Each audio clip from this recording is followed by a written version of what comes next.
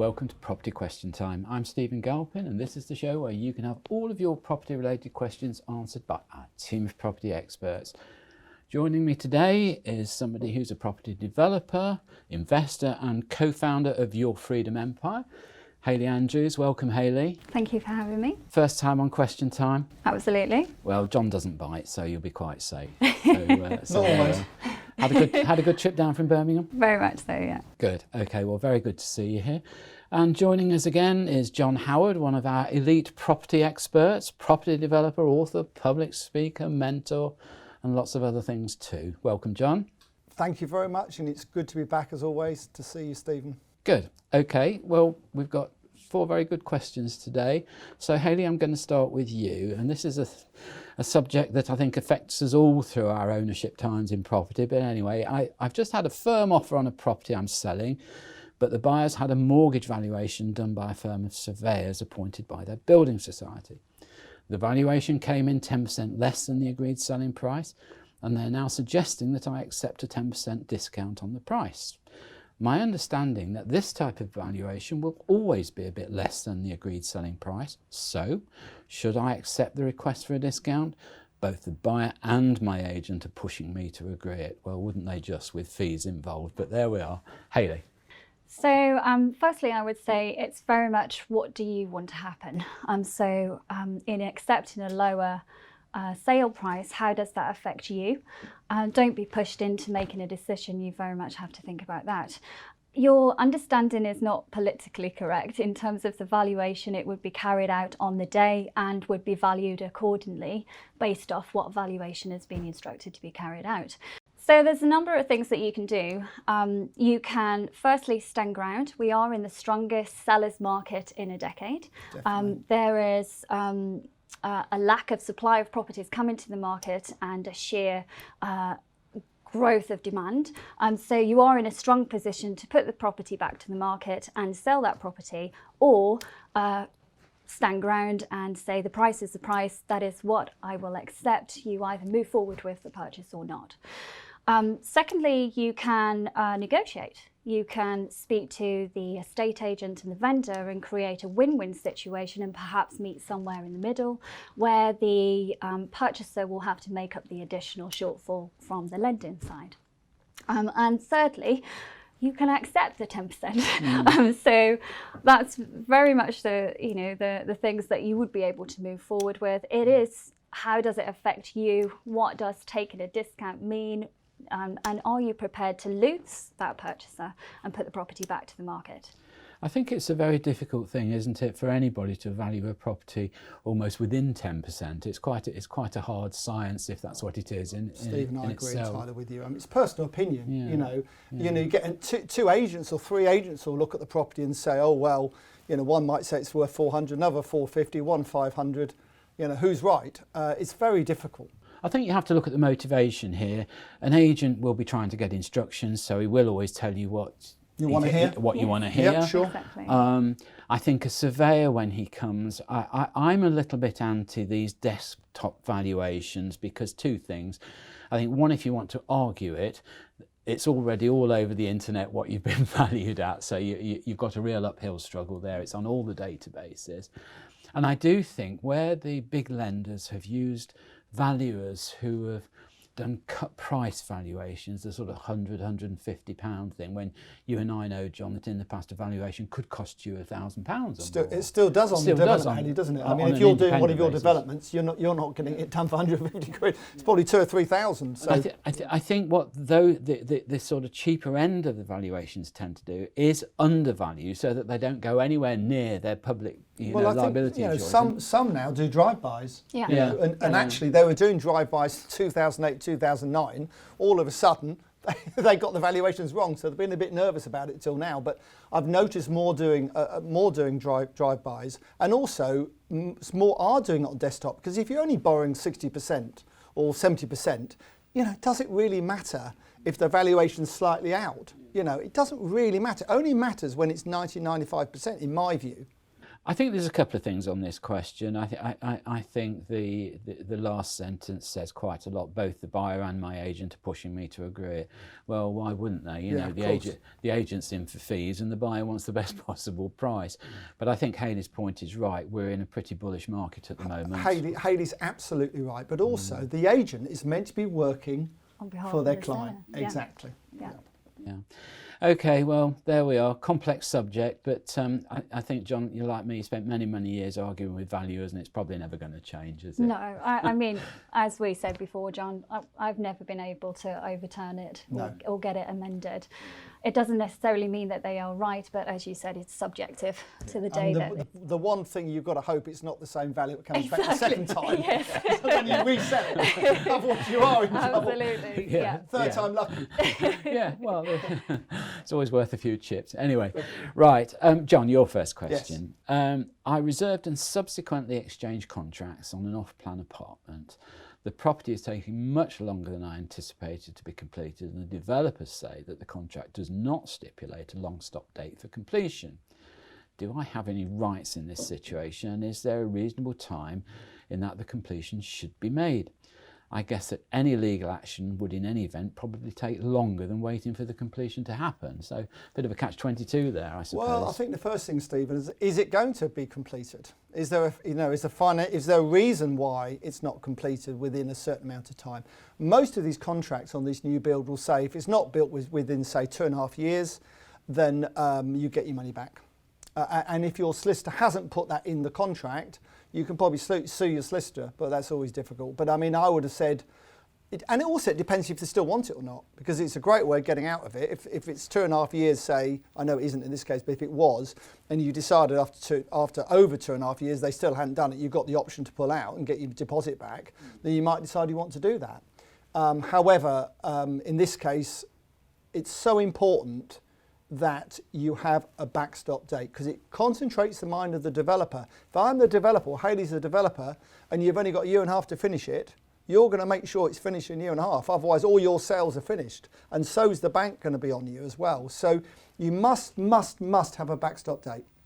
I think what I do quite like to see in a contract is sort of project stages, really, so that by a certain date the developer's up to... It's called a hurdle, isn't it, these days? This very trendy court name. I think it's called a hurdle. Is it really? Yeah, hurdle. Okay. I'll be guided by you, There's Tom. 3 or 4 different hurdles, so, you know, getting planning permission, start date, first fixed date, second fixed date, completion date. But I think it's also quite important, you know, a lot of this does relate, as you quite rightly point out, at the solicitor's door, because it's him that's going to provide, or her provide you with a sort of report on title, which should take you through the contractual stages.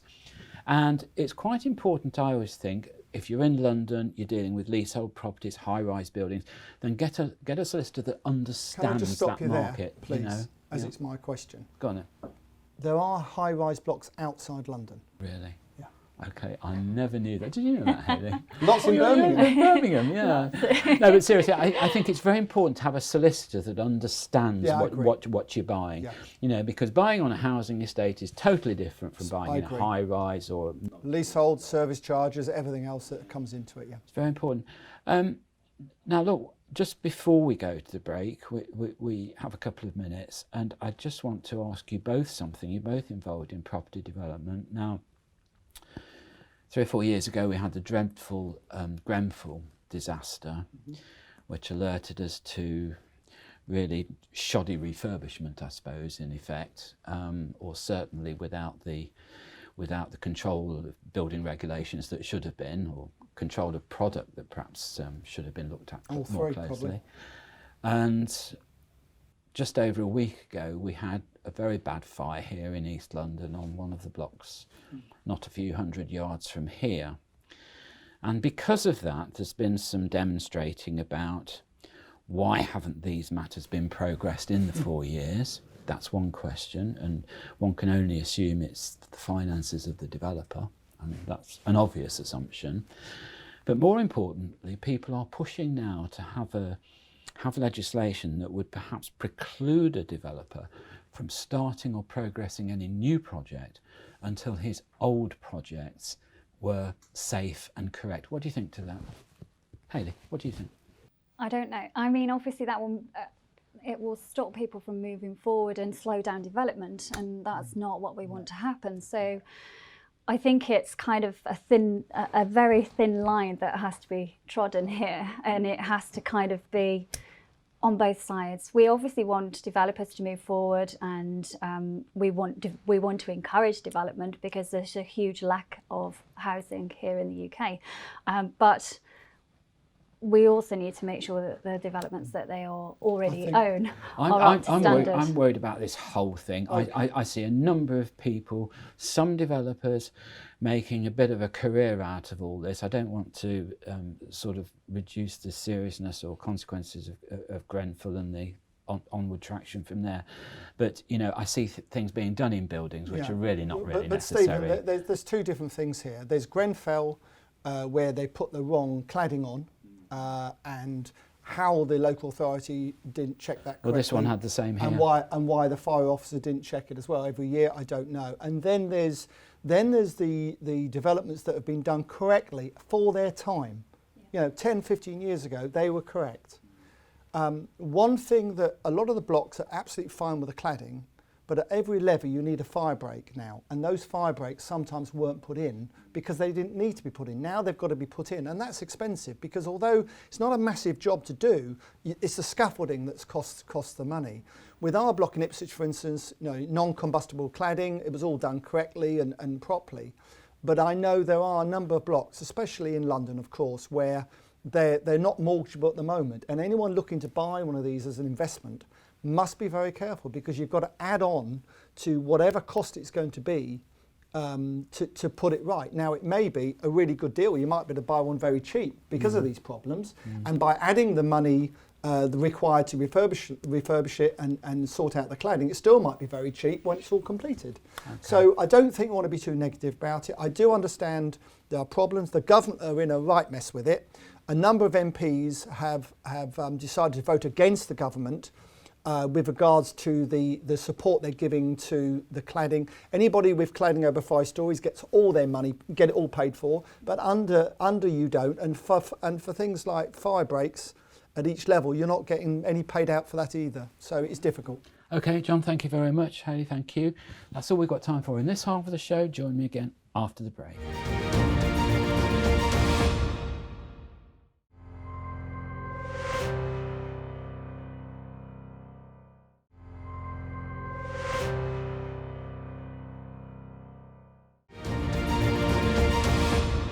Hello and welcome back to part 2 of Property Question Time. I'm Stephen Galpin. I'm joined today by Hayley Andrews and John Howard. Welcome back, both of you. Hayley, your second question. When buying a property from auction, what would happen if I found after the purchase that some of the seller's pack information was proven wrong? Would I have the opportunity of undoing the transaction? So it is buyers beware. So it's up to you as the buyer to identify any issues with that purchase in the form of downloading the legal pack, making sure you have a solicitor read through that legal pack, having any searches that they advise you to have, and a survey. So it would very much depend on the severity of the case. If the legal pack was incorrect or misleading, then you may have a case to withdraw, but it again, as I said, it will very much depend on the severity of the case. For example, if the property is listed as vacant possession and then you exchange and legally commit yourself to that asset or that investment, and then you find out that there is a tenant in situ, that is a clear breach, and you may have a case then to withdraw without forfeiting the deposit. Yeah, you definitely have a good case on that one. Yeah. Who's the case against? Is it the auction house? Is it the vendor? It would be the solicitor that drew up the legal pack, wouldn't it? Yes, probably. I mean, obviously, you know, I was involved with Auction House for 10, 12 years as a major shareholder. I mean, what I would say is that the auctioneer, if you look at the bottom of everything it says, disclaimer. Now, that disclaimer is worth something, but ultimately, you would probably sue the auction house, and they would probably then counter-sue the owner. I would imagine that's the way it would work. Do you not think, John, if you came very rare, by the way, very rare. If you came up with some some issue, and well, as you both said, if it was relatively serious. I just have a feeling, I doubt if the auction house would pursue you for completion anyway, would they? Well, in my experience of running these businesses, very rarely, because they don't want, at the end of the day, they don't want any hassle, and they would probably advise the vendor to hand the money back. Of course, the money might still be with the auctioneer, because don't forget, you pay the auctioneer the 10%. And they then send it over to the vendor solicitor. But if there's a big breach like that, I think it's pretty obvious that you don't buy it. Now, sometimes having a problem is good. Yeah. It's not always bad, because you could get a delay completion until the property is vacant, for instance. Yeah. So in which time you could sell it on or do all sorts of different things. So it's not always a problem. Sometimes the biggest thing with auctions is you need to know what the problem is. Once you know what the problem is, why the property's in the auction, then you can deal with it accordingly. Yeah. But an auction is based on trust, really, isn't it? A lot of the transaction is something on trust, that you've read your articles properly, you've done your due diligence, and that the auctioneers are being truthful. I'm sure Hayley has the same thing. Advice from people ring up and say, "Oh, I've gone and bought a property at auction. I didn't mean to buy it. I got a bit excited." I mean, goodness me, that's the last thing you should do, Hayley, isn't it? Yeah, absolutely. And we see it a lot with amateurs, especially now, because with auction, a lot of people go into auction not really knowing how to purchase in auction, and understanding, of course, what they're buying. Some people don't even view the properties. It's absolute madness. Three things are really, really important. One, view the property. Yeah. 2, make sure you got the finance organised prior to purchase. And 3, make sure a solicitor has read the legal pack. Very important. Hayley, part of your business, well, a significant part of your business is mentoring people at sort of all ends of the property scale. Would you advise somebody who's fairly new to the property business to buy at auction? It really depends on their risk profile, and the funds that they have available, of course, as well. I would say that we would go through all of the steps that John spoke about. We'd add a few additional in there to make sure that they're minimising their risk as much as possible. Auction, of course, can get quite exciting. You've got to understand what you're paying for that property. You need to do the correct due diligence. You need to make sure you're understanding everything about that investment before you purchase. And of course, it's a much quicker process. So it's a great place to, build your portfolio quicker, but with that comes risk. So as long as you understand that risk before moving into purchasing in auction, then I would say, yes, that's fine. If you are just going to auction with zero idea of what you're doing and you haven't done the correct due diligence, then I'd say stay away. I think one of the, Hayley, we do hope you come back to us again on property question time. We don't frighten you off too harshly, but John and I have heard many times and realised and both advised the importance of having your team around you when you're starting on the sort of property development side of things, especially. And I guess with auction, once the hammer's gone down, if you haven't got that team already in place, you must feel really on your own. It's not for the faint-hearted.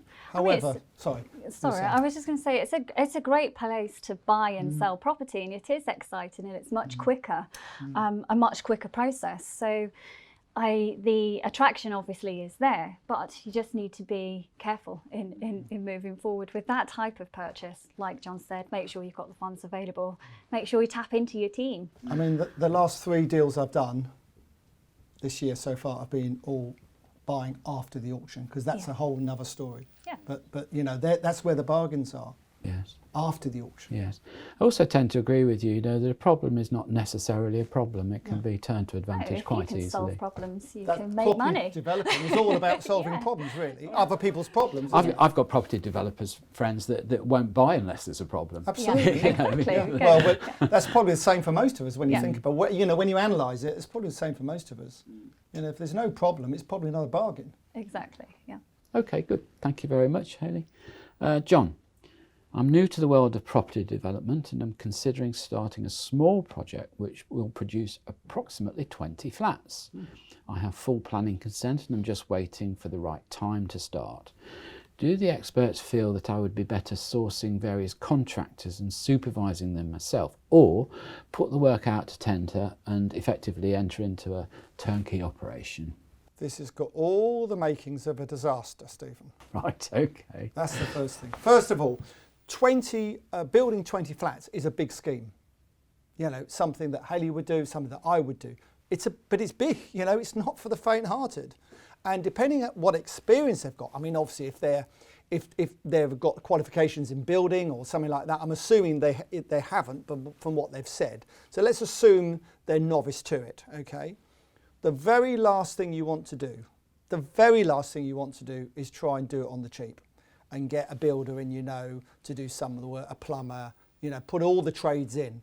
So please don't do that. Find yourself a really good building surveyor, get a schedule of works done, go out to tender on that schedule of works, so everyone's quoting on the same basis, and then get that building surveyor to advise you and oversee the project all the way through, pick the right developer, pick the right builder, not necessarily the cheapest one, because you've got to ask why is it that cheap if one's a lot cheaper than the other. I have a rule. Every builder we use, or contractor, because once they get over a certain level, if you call them builders, they get the hump. They like to be called contractors. So every contractor we use... I think they all ought to be buried behind walls at Burn. Well, there you go. There's been a few things buried behind walls over the years, I'm sure. What's really, really important is that you make sure that they have a good turnover of business. So if you're spending £1 million with them, I like them to have a 4 million turnover, so that mine is not the only job they're relying on. Because if they make a mistake on my job and that's the only job they've got, they won't be able to finish it, they'll go bust. If they've got 3 or 4 jobs on the go and they're making good money on the other jobs, they can subsidise that job a little bit if they made a mistake on mine. So I want a contractor to be able to have, you know, my job only wants to be a quarter of their turnover, ideally. Oversee the project with the building surveyor, get involved with them, learn from the building surveyor. But, you know, I've been at it 40 years. Hayley's been at it longer than she looks, to be fair. 19. 19 years. I can't believe that, Hayley. And you know, you never stop learning. And I always have a building surveyor, and I've just employed a full-time one, by the way. Always have a building surveyor to oversee every project we do. And if I'm doing that and Hayley's doing that, then guess what?